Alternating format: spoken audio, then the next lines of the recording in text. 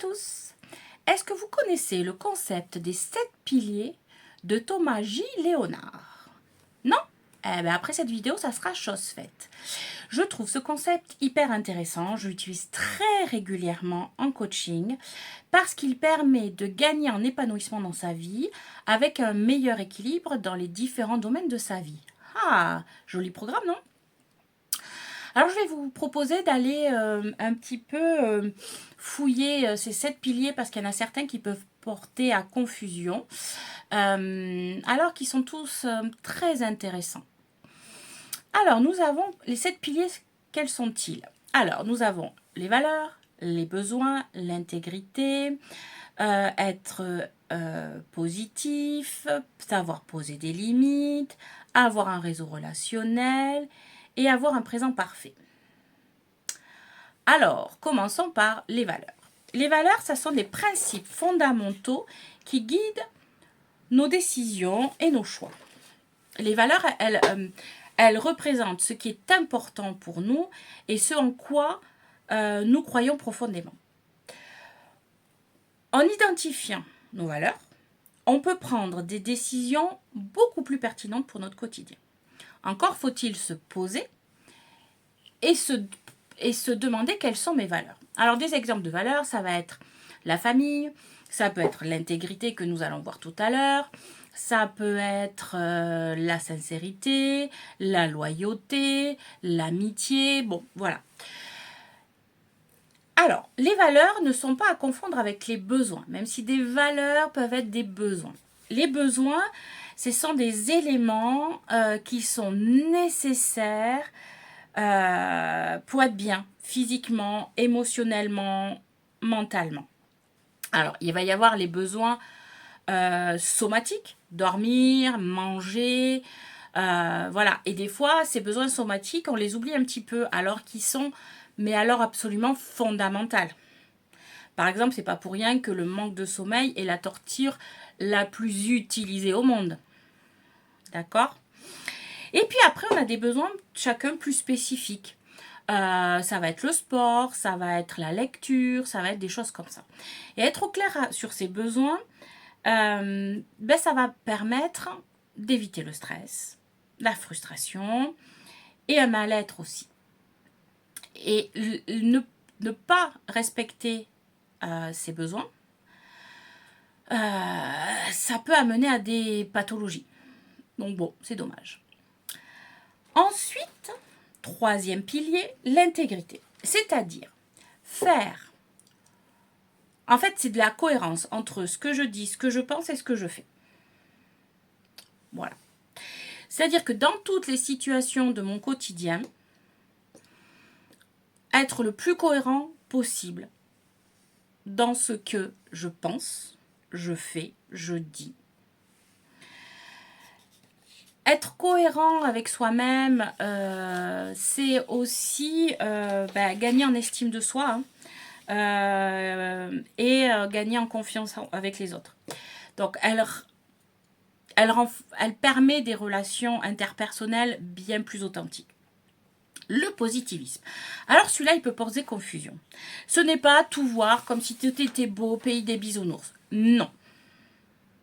C'est arriver à voir toutes les bonnes choses, avoir de la gratitude, même pour les petites choses, pour mieux ensuite gérer les déconvenues de la vie. La vie, elle ne sera jamais linéaire. La vie, elle a des hauts, elle a des bas, elle est des fois inconfortable, très souvent même. Mais si on arrive à se nourrir de ce qui est bien au quotidien, des petits bonheurs, aller boire un café en terrasse parce qu'il fait soleil, bouquiner un bon livre, voir des amis, si on arrive à se nourrir de tout ça, on pourra certainement plus facilement gérer les déconvenues. Il ne s'agit vraiment pas de nier les difficultés, mais peut-être aussi de les voir différemment. Par exemple, un échec, de le voir comme une expérience. Qu'est-ce que je peux tirer de cet échec? Qu'est-ce que j'ai bien fait? Parce que c'est pas parce qu'il y a échec qu'il y a des choses que j'ai fait forcément des mauvaises choses. Et qu'est-ce qui n'a pas marché? Et qu'est-ce que je peux transformer dans ce qui n'a pas marché? D'accord? Alors, poser ses limites. Alors, poser ses limites, ça implique plusieurs choses. Ça implique déjà de bien se connaître, de savoir ses valeurs, pour pouvoir dire, tiens, il y a ça. Je vous le disais sur les émotions, tiens, je suis en colère, qu'est-ce qui se passe là? Pour pouvoir réfléchir à ce qui se passe, il faut que d'abord j'ai réussi à travailler sur mes valeurs et sur mes besoins pour dire, ah non, mais là, stop en fait. Ça ne me convient pas et je dois poser une limite. Et pour poser une limite, il n'y a pas besoin d'aller se battre avec l'autre, c'est juste exprimer. Ça ne me va pas, à moi. Je ne dis pas que c'est général, à moi ça ne va pas. Et j'ai besoin de ça. Et de faire une demande claire pour que l'autre puisse répondre de manière claire aussi.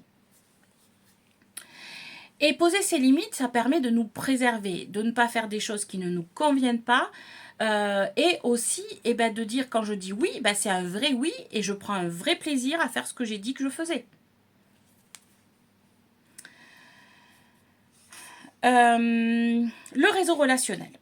Alors, on a tous vécu le fait d'avoir des personnes dans nos entourages où on pensait être des amis, où on pensait être des personnes importantes et il s'est avéré que ce n'était pas forcément des personnes adaptées pour notre bien-être.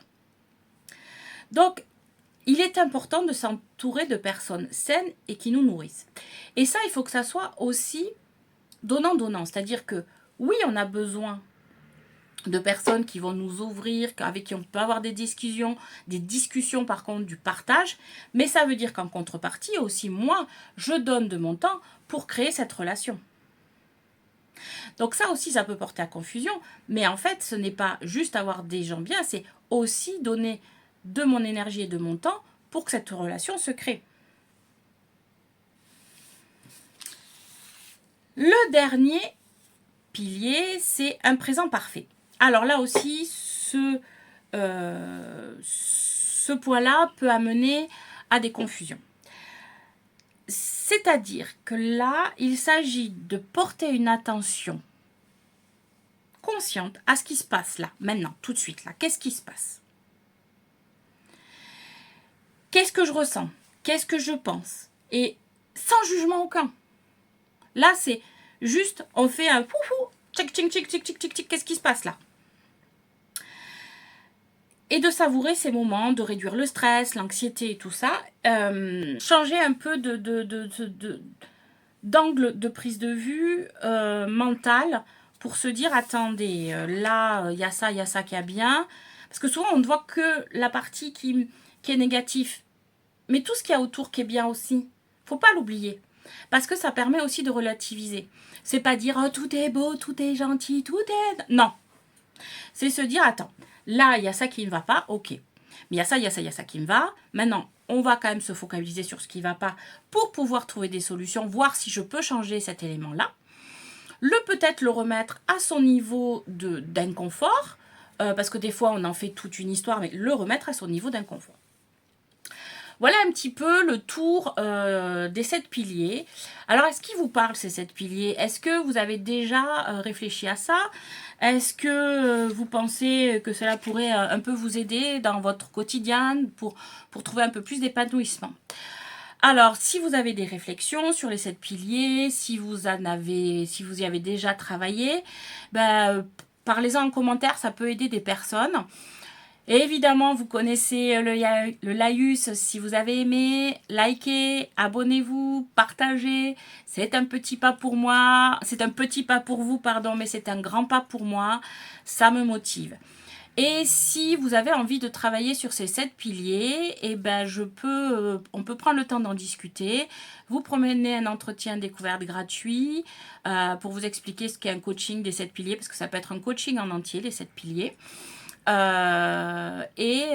Rendez-vous sur mon site internet www.osezvousérévéler.fr. Bon, je vous souhaite une belle journée et je vous dis à bientôt pour de nouvelles vidéos.